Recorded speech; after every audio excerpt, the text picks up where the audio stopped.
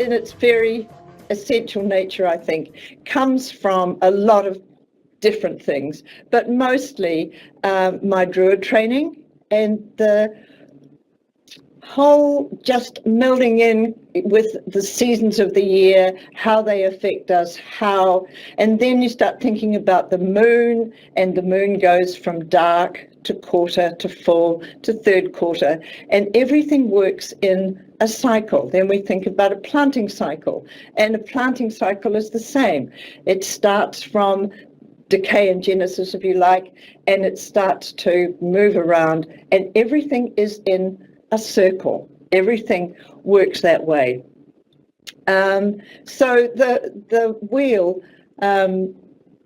I guess, when I'm using it as a divination tool, it can answer questions about past lessons good lessons that we've learned from the past, about present indicators and future potentials and possibilities. And in the very center is the salmon of wisdom, is the wisdom pool, which will encourage us to bring up the moments of wisdom that we have deep in our unconscious, which it asks us to bring up into conscious and use to move a project forward. So how did I end up by calling it the Wheel of Segais? Well, the Wheel of Segais comes from the Well of Segais. I just love the story of the Well of Segais, and it somehow was a real inspiration for me to put this wheel together. So the story of the Well of Segais is that there is a magic pool, and it is the other world of the source of the Boyne, the river. And some say that the pool is held in the navel of the goddess Bo-An. And that if we dive down deep into the pool, then we reach the cauldron of inspiration and wisdom and rebirth. And around that pool, there grow 9 hazelnut trees. And the hazelnut trees drop their hazelnuts into the pool, and they are eaten by the salmon of wisdom. And the salmon of wisdom cracks those nuts, and the shells flow down all of the streams that come out of the pool. And they say, if you have not drunk from the Well of Segais, you will not become wise. So the wheel for me is a way of finding our own inner wisdom, becoming wise about the questions or the things that we would like to accomplish. So it's about the cycle of all things. It's the innate cycle of everything. And the more that I test it, the more I find that there isn't any situation that I have found so far in which it doesn't work as a cycle of from Genesis all the way around to decay, and around we go again.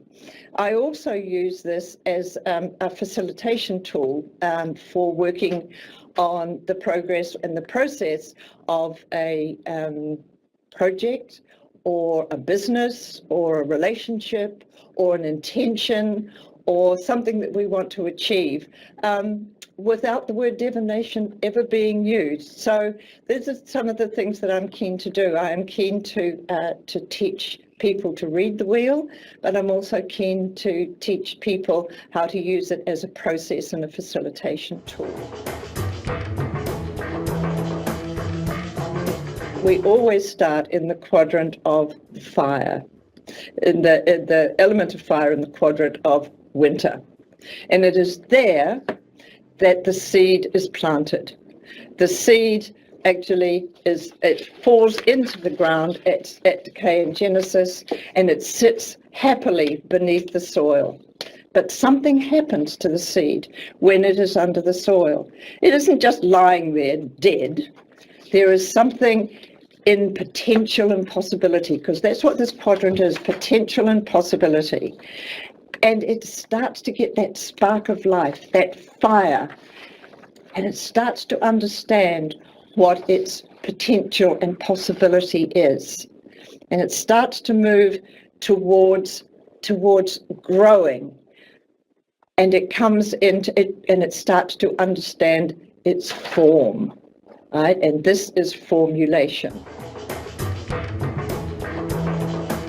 Not the very outer circle, but the first circle that's in colour on that outer circle, that is lessons from the past. And it's important to say right now that there are no negative answers.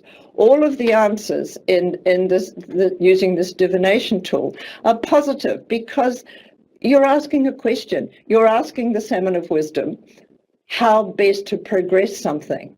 There's no point in saying, oh, well, you know, this is going to be a terrible thing. That's not the point. The point is, what are the really powerful pieces that are working for you in this particular question? So the outer circle is lessons from the past, valuable lessons from the past that pertain to your question. The middle circle is the present. That's where you are at the moment. And then the inner circle is the future possibilities. And you'll see often in a reading that some things that are in your present will fall away and don't actually continue on into the present. And right in the center is the salmon of wisdom sitting in the pool. And that is the wisdom pool. And when markers fall in there, then often that means you already have deep wisdom about this particular in this particular segment.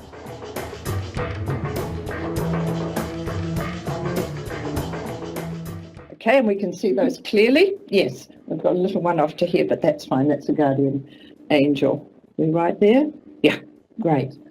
Okay, over here we've got another guardian angel, which is coming into lessons of the past. So it will have been something that you will have already experienced in some way, and it is in the segment of identity of claiming who you truly are. Yeah. So the guardian angel is still standing strong for you there, and also it's sitting in your wisdom pool, which is very, very interesting there.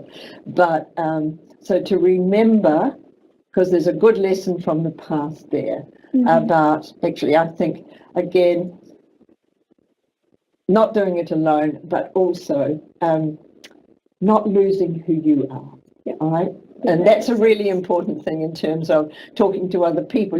That's why I say find your tribe, because you don't want to be talking to people who go, well, you could do something. Don't be swayed. Yeah. That's right. You don't want to be swayed. Yeah. So again, it's just claiming.